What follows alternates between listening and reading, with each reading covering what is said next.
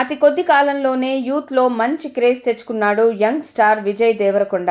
పెళ్లి చూపులు, అర్జున్ రెడ్డి, గీతా గోవిందం వంటి సినిమాలతో స్టార్గా ఎదిగాడు.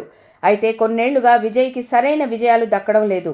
స్టార్ డైరెక్టర్ పూరి జగన్నాథ్తో చేసిన పాన్ ఇండియా మూవీ లైగర్పై ఎన్నో ఆశలు పెట్టుకోగా అది నిరాశపరిచింది. మరో స్టార్ డైరెక్టర్ సుకుమార్తో చేయాల్సిన సినిమా ఆగిపోయింది. దీంతో ఇంకెవరైనా స్టార్ డైరెక్టర్తో విజయ్ సినిమా పడితే బాగుంటుందని ఆయన అభిమానులు భావిస్తున్నారు. ఇలాంటి సమయంలో ప్రశాంత్ నీల్ దర్శకత్వంలో విజయ్ సినిమా చేసే అవకాశం ఉందనే వార్త ఆసక్తికరంగా మారింది. కేజీఎఫ్ ఫ్రాంచైజ్తో పాన్ ఇండియా వైడ్గా మంచి గుర్తింపు తెచ్చుకున్నాడు దర్శకుడు ప్రశాంత్ నీల్.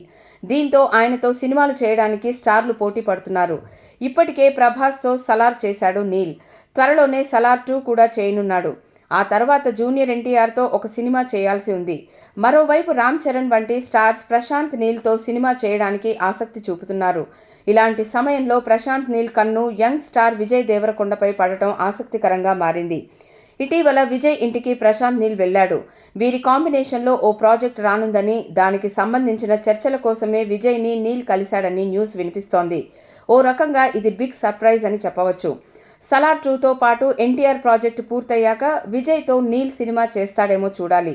ఒకవేళ నిజంగానే ప్రశాంత్ నీల్ డైరెక్షన్లో సినిమా పడితే మాత్రం ఒక్కసారిగా విజయ్ రేంజ్ మారిపోతుంది అనడంలో సందేహం లేదు.